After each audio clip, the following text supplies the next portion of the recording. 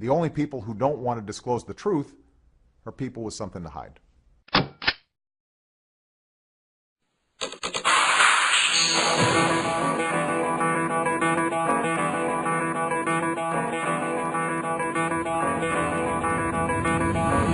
Peter Boyle. This is the Peter Boyle Show on Talk Radio 630 KHAL. It is. We are, and good morning, everyone. 2 minutes after the hour, 7:02. And I never thought this would happen, but it is. It's Monday morning, August the 1st, 2011, first morning of August, 97 the high today, 87 on Tuesday. And I say this, please say welcome home and welcome in the studio. What an amazing time he has had. Lieutenant Colonel Terry Lakin is with us, and good morning, sir. Thanks for coming on the show. You look great, man. Well, good morning, Peter. Thank you for inviting me. Oh, it's my pleasure. She came in and did a little short video and a couple of snapshots. You can go to the website, KHOW.com. We look like a couple old guys on vacation together. We both got on shorts and shirts and stuff. We look like a couple old guys going on a cruise. And this is Marco Cavallino, who has been a really important part of this show as well, with the Terry Lakin Action Fund. Hey, Marco, good morning. Good morning, Peter. Thanks for having Terry on today. The man's in the studio. Marco, where are we speaking to you from? I'm in Maryland, but I'd probably rather be there. Yeah, it's pretty hot back there, too, isn't it? Oh, yeah. It's hot here. It's hot here as well. I guess we begin at the beginning. We're sitting here talking. Colonel, you went to, where did you go to medical school? In Kansas City. Okay. And where'd you go to undergrad? Colorado College at Colorado Springs. Yeah, you and Craig Silverman. He's a CC guy. And then when did you join the military?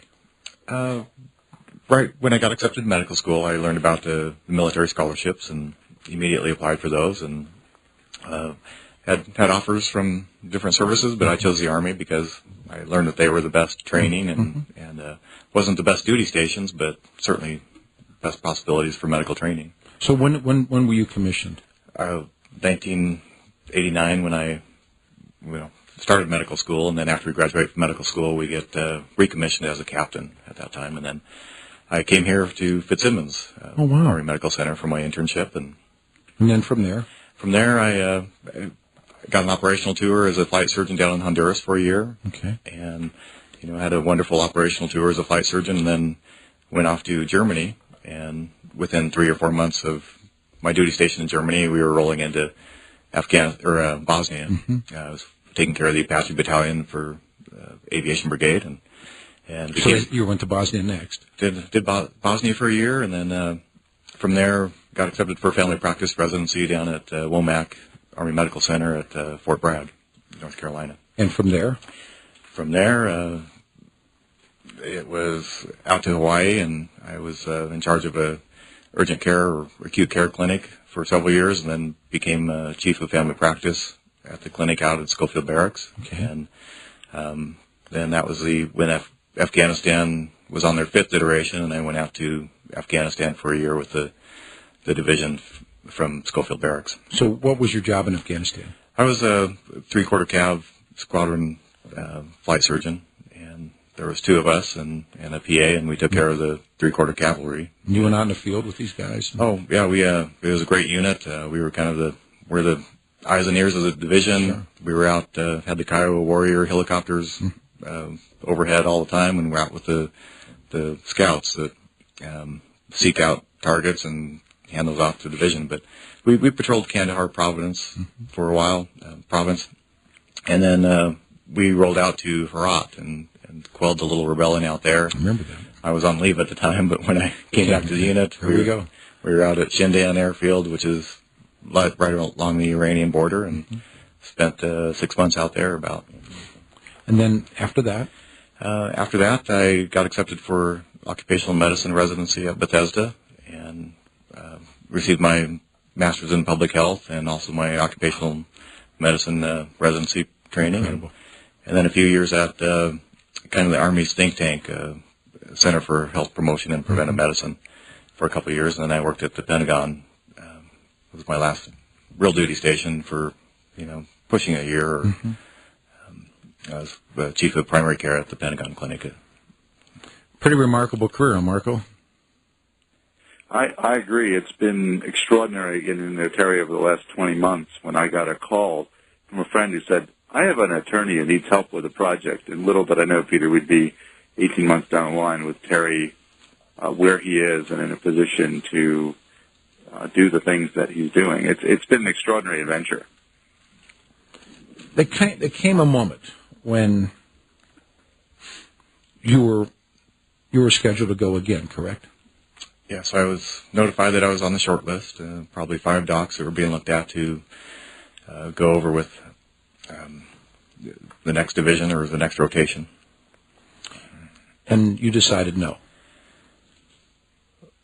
Well, yeah, eventually. It was kind of a long process. I was at one duty station up at Aberdeen Proving Ground, kind of a desk job, and the elections we went through the primary process, and I, learned about these questions, and I had thought they were valid questions that needed to be answered. So I tried to seek out answers at that duty station using the military channels, and then when I transferred to the Pentagon, I immediately tried to seek out answers using what I gathered was the proper military channels for asking this question, and it led up to that decision to not go.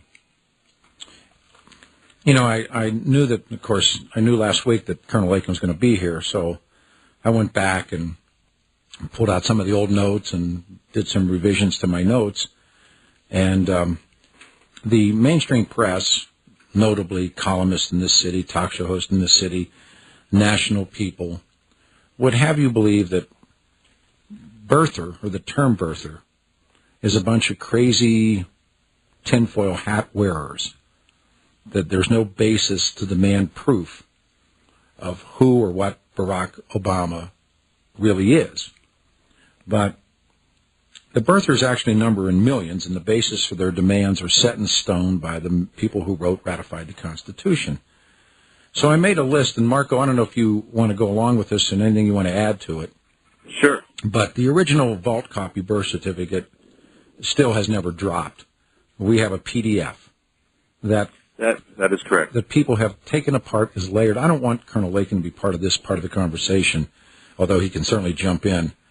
But I made a list, and you were how many weeks were you from being released when the president called that press conference and all of a sudden shows this PDF file? I had about 2 weeks left, and my 6-month sentence, it was reduced to a 5-month sentence with good time. Marco, does that ever enter your mind? It does, and I was personally offended by the entire press conference, and of course, people came running all over the prison to Terry and said, come here, you got to see this, you got to see this. I think on the one news channel they could see. And frankly, you're right. I mean, and the press has let him go on this for months. Mm-hmm. They kept saying, this is all we have, this is all we have. And then lo and behold, kind of like a dog just dragged it out from under the bed. Oh, look at this. And look what we found. Right, and still nothing that every other U.S. In fact, actually, as Dean Haskins has pointed out on the Birther Summit site, every person in the world in any orderly society has a birth certificate from his or her country. Mm-hmm. And yet our president doesn't seem to have a physical birth certificate or is unwilling to provide it. It's just so dirt simple. That's what's so maddening. But yes, Terry was annoyed by this. I was annoyed by this. Millions were annoyed by this. Well, the lawyers' fees have exceeded $2 million for a piece of paper that's worth $15. Seems like a bad deal to me, don't you think? Well, so here's my list. The marriage license for the parents, of course, weren't married. The divorce records, which you can get them, but there's pages missing. Remember, Barack's mom filed, and his father never responded. Why respond if you were never married? Saturo Dunham marriage license. This is Barack's Muslim stepdad. Never released. Saturo adoption records. Never released. Yet we do have records showing Lolo, Barack's stepdad, enrolling him as an Indonesian citizen and a Muslim by faith. In Indonesia, Barack attended St. Francis of Assisi School and another school as well. The application was released. There's the Neolani kindergarten records. Panahu school apps, they're missing. Panahu school records are repressed. The so-called Return to Hawaii Neolani third grade records, Return to Hawaii, never released. Saturo Dunham divorce. When released, pages are missing from that. Obama's SSN, which is a big one, Connecticut. First digits are 042, assigned to Connecticut sometime between 76 and 77. At the time, the POTUS would have been 16, 17 years of age, selling ice cream. The Baskin-Robbins in Hawaii. Tell me how he got the 042. His SSN, his SSR, Selective Service Registration, appears to be doctored, according to people, created only after he began a political life, not when he was 18. He didn't think he had to register because either Kenyan or Indonesian or the dual citizenship. Occidental college records are suppressed, not released. Financial aid records at Occidental, suppressed, not released. Passport information, not released. Records scrubbed clean by his terrorism and intelligence advisor. Columbia University records are suppressed. Columbia University thesis, we do know the title, it's Soviet nuclear disarmament, suppressed. Harvard University records, not released. Harvard Law Review articles, there are none. Illinois bar records, not released. Baptism certificates, medical records. Add those to the rest of those lists of different things. Anything I missed on that, buddy? I think you got it all. In fact, I just sent this over to Greg. This little site, brainreboot.com, did some cartoons to this very effect, and put, there's one called Contrast and Eligibility that has a list of everything Terry had to do to get a medical license. Peter, it dwarfs the list you just read. And then there's another cartoon where basically it checks off one thing and then all these other things. You're right. This is just absurd. And frankly, all of us are wondering why no one's taking the task on it. Well, I don't know. Don't know. But as long as the so-called mainstream media leaves this alone, what happened to Colonel Lakin. And the part of it that really troubles me, and I'll ask Colonel Lakin this as well, when you were incarcerated and found out that the president had dropped this PDF, how did you feel? I think there was a kind of a feeling of relief that maybe this is, finally it. And, I don't hold any animosity or grudges or anything. I just thought that this is a thing that needed to be answered, but I would hope that people would look at it and make sure that it's the real deal. Marco, how did you feel? Well, same thing. But frankly, having an opportunity to speak with folks like you and Corsi and many other people we have on Terry's behalf, I was skeptical from the get-go. And then once, immediately, within seconds, when you realize all it was digital, even more skeptical. And then when I spoke with Joseph Farrar, we kind of laughed about this. I said it was the Sesame Street effect. And he said, what do you mean? I said, one of these things is not like the other. We've all seen dozens of birth certificates in Hawaii, and this one doesn't look like any of them. So, how stupid can we be? I don't know. It's amazing to me. But we watch it. We do, and it's important that we do. And as you said earlier on, this is not a bunch of tinfoil hats and underwear. No. This are a group of the people that are coming alongside Dean Haskins and the Birther Summit. If you look at the members that are joining the summit, this is an extraordinarily highly educated group of well-studied people, PhDs, doctorates, commentators, folks like yourself who have just doggedly and diligently do it. And really, in the end, Peter, I think it's going to take 10,000 points. It's unfortunately not going to happen from where it should. I'm going to put everybody on hold. We need to pause. It's 15 after the hour. Colonel Lakin's here. We'll talk about his incarceration and his trial. I know that there's going to be a segment of people for which, no matter what we put out, this issue will not be put to rest. Better believe it. 22 after the hour 7, the voice of the president, the day that he showed the PDF. 630 KHOW, Monday morning, first morning of August, 97 to high. It's a real pleasure and honor. Lieutenant Colonel Terry Lakin's in studio, and on the line with us is Marco Covellino. I was talking to the colonel about going to penitentiary off air, what it was like. And first of all, your court-martial lasted a cup of coffee. I think it was 2 days, wasn't it? Yeah, just short of 2 days. It was, my fate was sealed after the investigative process was over several months ago, or several months prior to the trial.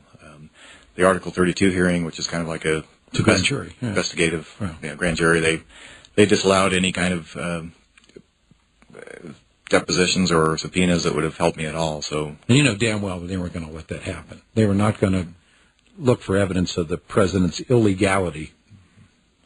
within the JCS, and it wasn't going to happen. Yeah, I had hoped that I knew it was a very small chance, but I'm with you. That was my only hope. So from the moment, and I asked him if you got, and I didn't realize officers don't get dishonorable discharges. What did you get? Officers get dismissals. And that's a dishonorable discharge. The equivalent of that for enlisted. From the second they found you guilty, what happened then? Well, we take a short recess and then we start the sentencing phase, which is, kind of have other people talk on your behalf, and the prosecutors are able to kind of cross-examine them, and it's all just kind of trying to put on a defense of you're still a good soldier and still able to do something, and hopefully that will mitigate your sentence. And so it's a separate process. You get convicted, and then you have another little kind of short trial or something for the sentencing. How long? Well, what happened when they? By the way, how much time were you given? Because I know you got some good time off. But how much time were you given? I was sentenced to 6 months and forfeiture of all pay and benefits and dismissal. Okay. And the 6 months was able to turn into about 5 months with 5 days off per month for good conduct, and as long as I didn't get in trouble in prison. And then I earned 1 day a month for my work program that I was on. So from Washington, you were at Fort Meade. Was that where the date? Where were you court-martialed? Fort Meade. I thought so. Yes. What was the trip? What happened immediately after? After my sentencing, I was given 20 minutes with my family to say goodbye. And how many children do you have? I have 3 children. Your wife was just here. She went to Starbucks. I should say that. She's a beautiful woman. So you had 3 kids. You had 20 minutes. 20 minutes to say goodbye to my parents and my brothers who were there. And we know your brother. We've spoken with your brother. Did they take away your uniform? Yeah, I put on the combat uniform, combat dress, and had my escort there who tore my rank off, and then tore it off. Yeah, it was Velcro. Yeah, just zip. You're out. Yes, okay. You won't be needing this. Okay. And shackled at the ankles with the chain. And what about all your decorations, the bin there buttons? What do they do? Take them as well?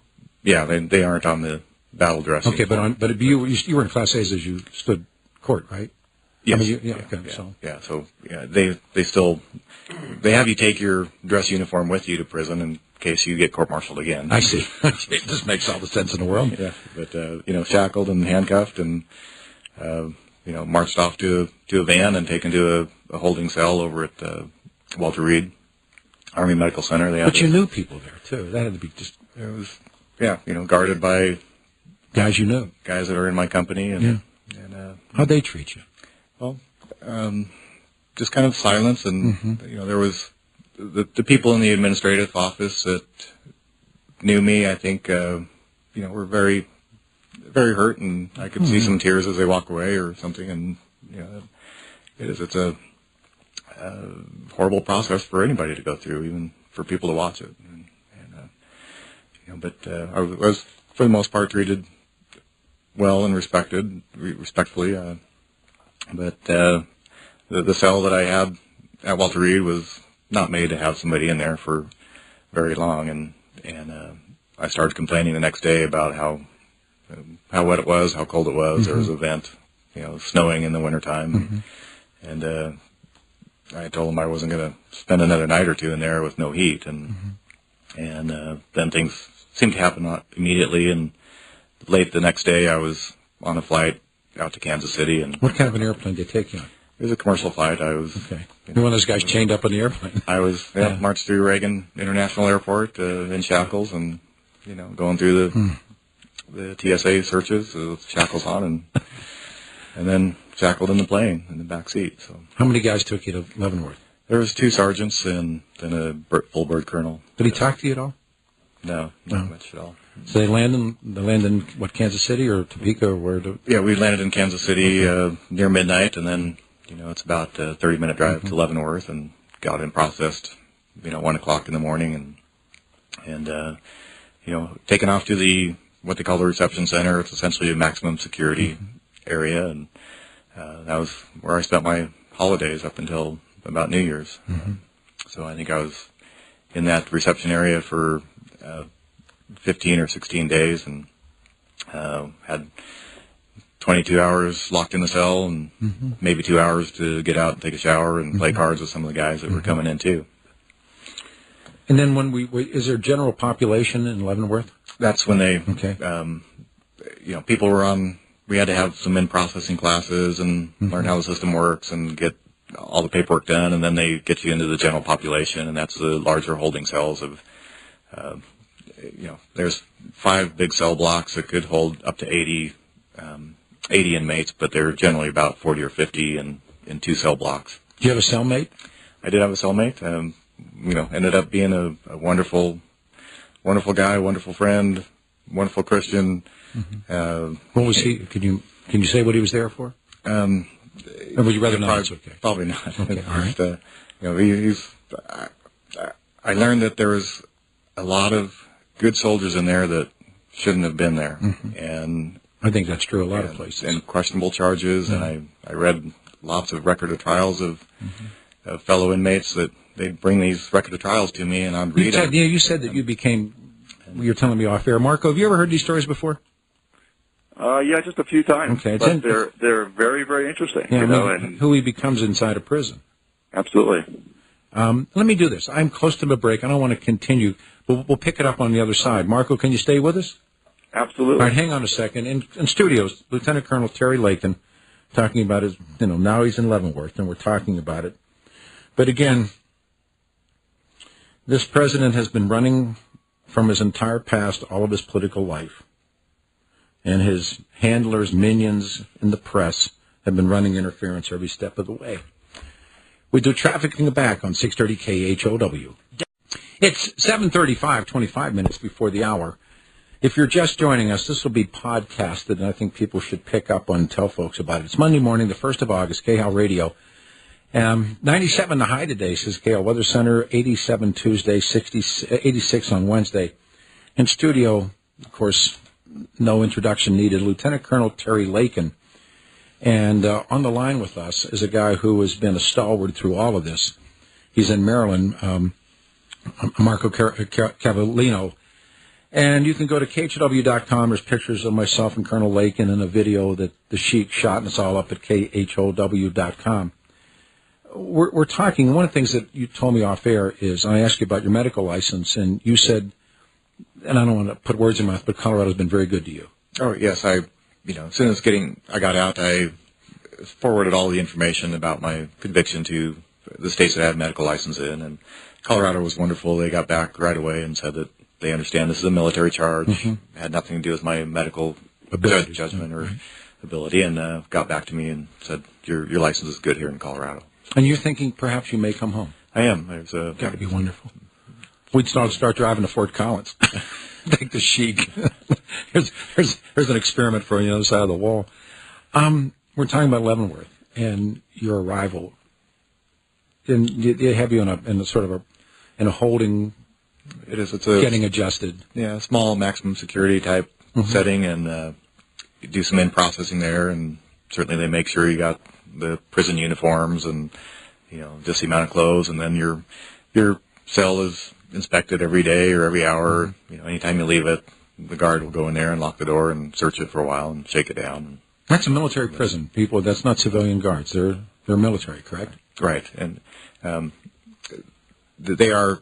The facility I was in was a pretty new facility. It just opened 3 months prior to my arrival there, but so it was brand new and state of the art. Had cameras all over the place, and kind of microphones in the walls and everything. So you said they really listen. Yeah, even the guards just feel uncomfortable and like they're being watched all the time, too. So it's the facility also was just housed inmates that had 5-year sentence or less, and then the detention barracks is the one that holds the Leavenworth 10 and people that have been sentenced for the audience who doesn't know the Leavenworth 10. Explain who they are. Well,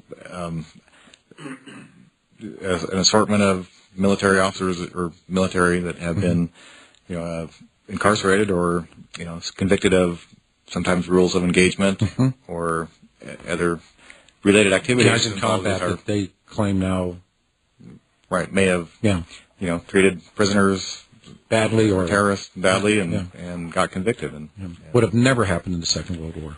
Never happened. but now they're called the Leavenworth 10. I've read extensively about them. Yeah. And they're sitting there. Some of them are doing life, aren't they? Some are. Yeah, I read that. What was a day like for you? And what time, Well, wake up early in the morning. I think the usual wake-up call was at 5, and we had to be, dressed and ready to go to breakfast at 5:15. And after you get back done with breakfast, you get ready for your work call 5 days a week. What was your job? I initially started out working in the library, and finally They wouldn't let you couldn't be a doctor. No, they would not allow that. Okay.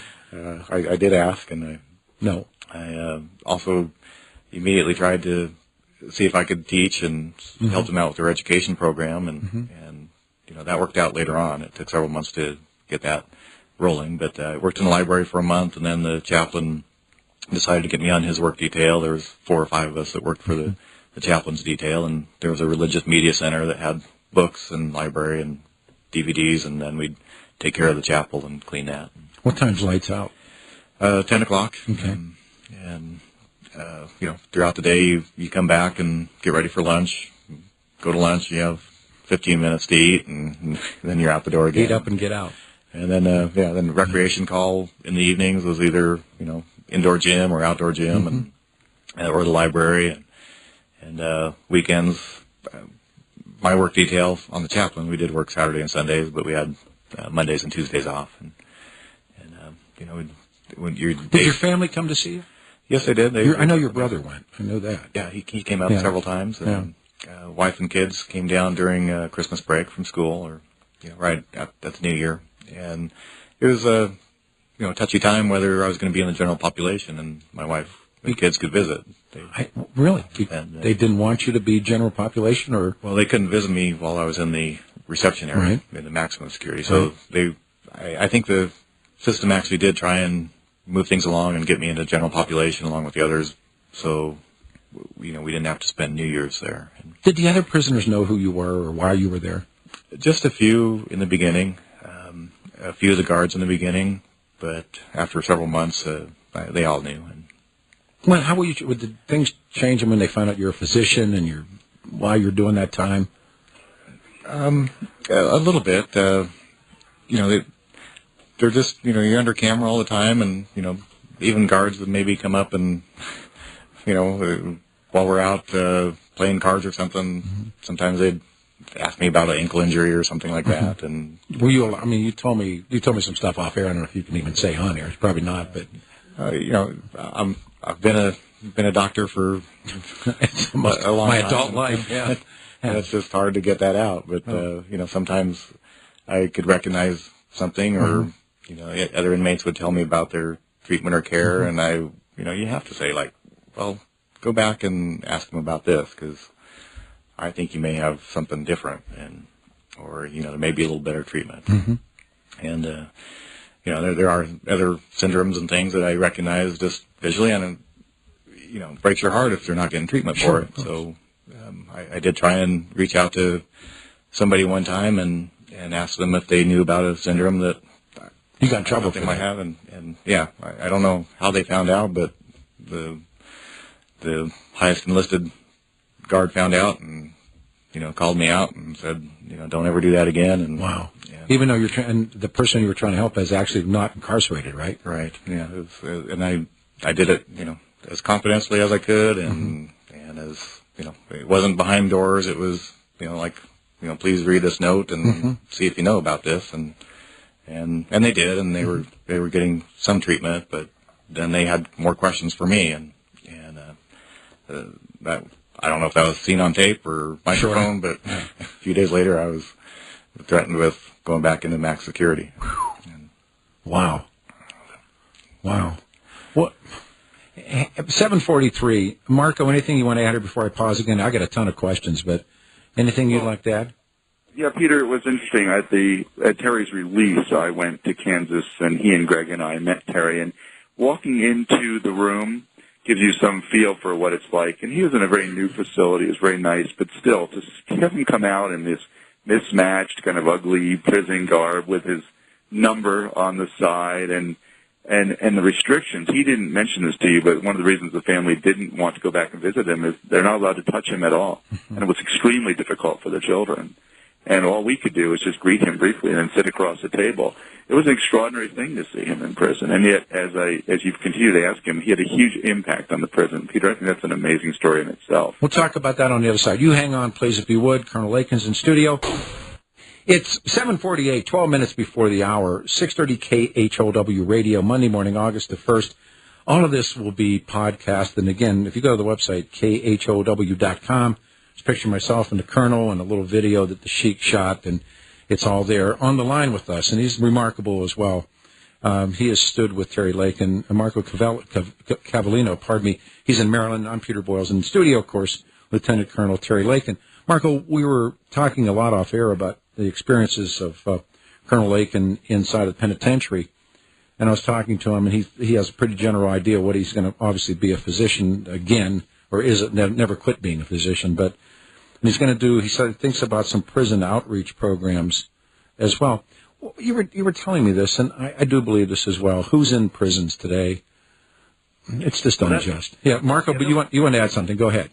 Yeah, it was just very interesting to me. As a civilian, certainly I've seen shows about prisons on television and so forth. And yet, what became clear to me from Terry's experience is that the prisoners in the military prisons are just really nobody knows. And these are men and women whom the United States has invested many, many millions of dollars into. They're not the average population. And yes, there are some who have done crimes that correspond to civilian crimes like rape and murder and so forth. But there are many, many others who I believe Terry's been telling you about who really were either mischarged or their charges were perhaps overly aggressive. And a lot of these folks just want to do something. These are very talented men and women. And Terry and I discovered that even very fine organizations like Prison Fellowship do not have direct ministries into the federal penitentiary system. And so Terry and I and others have explored that a little bit as perhaps a future endeavor, is to get back into the prisons and be able to help these folks with a faith-focused project. It's fascinating to me listening to him talk about some of the experiences. And he, unlike the criticisms that were leveled against him on some of the blogs, he did not think everybody was innocent. He actually took time to read the record of trial. And Peter, I have his sitting right here in my office. It's about a foot tall. It was just 2 days of trial, really, and it is thousands and thousands of pages. And Terry sat down and read those for many prisoners. So he wasn't just talking; he was acting. He was telling me, if you would, sir. We're going to mic him up, Sheik. I'm sorry, Greg. Got to throw his mic on him.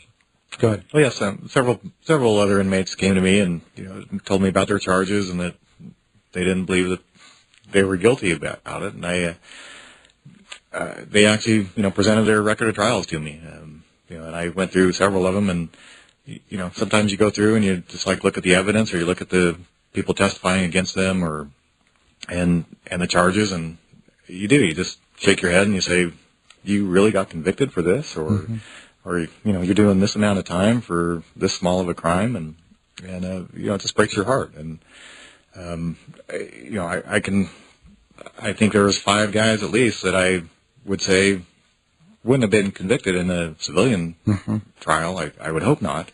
But the military does brag about their high conviction rate, and I'm not sure they should be bragging about that. Did you ever meet any of the Leavenworth 10?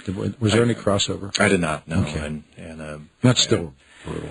I only know about a few of them, but the stories that I've read on those is, we got to do something to help them and not forget about them. No, I really agree about that. So where were you when you found out that the president had shown his birth certificate? You were a couple of weeks from getting out? I was 2 weeks from getting out. I was getting ready to go to the outdoor recreation time. I think I had my running shoes and my little the AM radio, and one of the other inmates was screaming at me to come over and watch TV, and there was the press conference going. I think it was probably a tape delay. It had been in the morning when we were at work, and so I saw that tape delay, and then he walked off and didn't take any questions or anything. No, he never took any questions. No, he said, "What did you make of that morning, Marco?"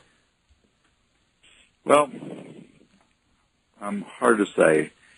let's go on for a second. Go back. I'm sorry. What specific morning, Peter? The morning when the president drops the PDF and says, "Here's my birth certificate." End of story. The MSM, the mainstream media, like a trout leaping for a fly. We talked about that earlier. Really, to me, it was just kind of astounding.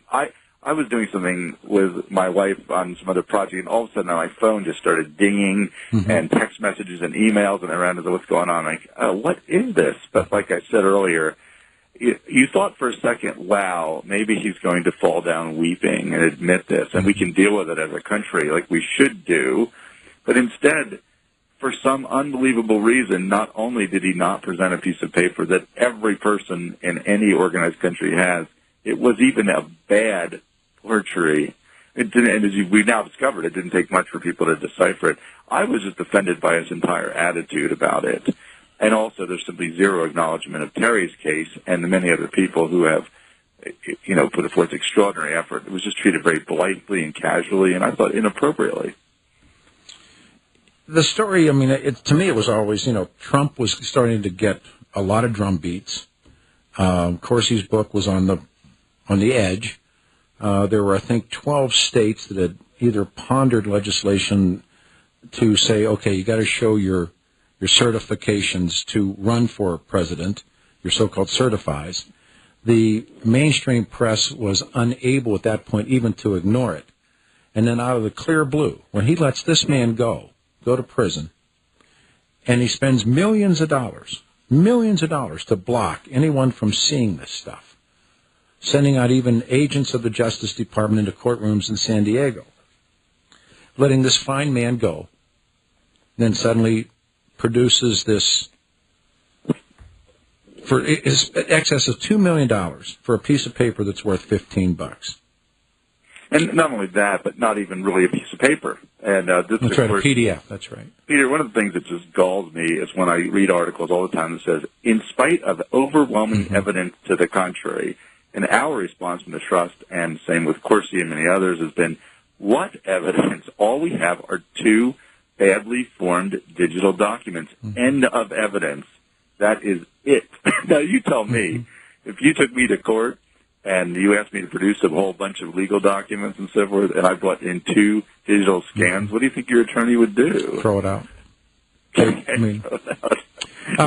Here's my guy. I'm going to read you something, and then we had a fellow come up here and the first morning and sit us down in our studio. We made a video of it, and he took that file, and interesting enough, the attorney for Coe Perkins is the law firm, flew under the cover, no one knew she was going. She picks up this PDF, flies back. Why wasn't it released in Hawaii? Why wasn't any of those things? Flies back in this unannounced press conference. And this guy that worked with us, he said, hey, guys, Jeff, the birth certificate computer guy here, man, what a great, great show. I'm sitting here streaming it in silence, shaking my head. His story, meaning Terry's, is amazing, shocking, and a stark reminder of what deep trouble we're all in. Thanks for the interview. The show, as always, passed my heartfelt best to the Colonel. It is true. What was accepted and so accepted so quickly. So here's a lousy question. Was it worth it? Yeah, I'm at peace with it. I think I took steps early on that led me down a path, and I had to take the best choice that I could make. After I had tried to use the military process, talk to my chain of command, even going up to Congress members and congressional staffers and asking them the question, the answers that I received didn't give me a lot of confidence that I was going to remain in the service. And I did have a remaining medical contract with the Army, so there was no way I could just walk away. They would have laughed at me, and I was left with a hard choice. I'm at peace with it. I thought that I could make it financially or medically wise as long as I didn't get sentenced for longer than 4 years. Then I would be too much out of medicine, and it'd be a hard struggle back. But what was it like the day you got out? Just to look at things in the distance that Yeah. Instead of a concrete wall that's 40 feet away, and have the choice of ordering food or calling my wife and kids, and actually seeing them on Skype video was wonderful. I've talked to people that say they don't know how to act when they get out. It's still, Yeah. I can still go to the bathroom faucet, and I used to have a push button that went off, water turned off in 10 minutes or 10 seconds, and now it doesn't. I have to turn it off myself. Hey, Marco, thank you for the hour, brother, man, and I know we'll meet someday too, man. Thanks. Absolutely, and thank you so much for your ongoing support of Terry's case. So my honor. And thank you, Colonel, and God bless you. To all your listeners. Several of them wrote me wonderful letters and postcards, and I thank them. Thank you, sir. We'll talk real soon. Coming back in Open Lines on a Monday. Everyone, that was Colonel Terry Lakin. You stay here. We'll take your calls next. The only people who don't want to disclose the truth are people with something to hide.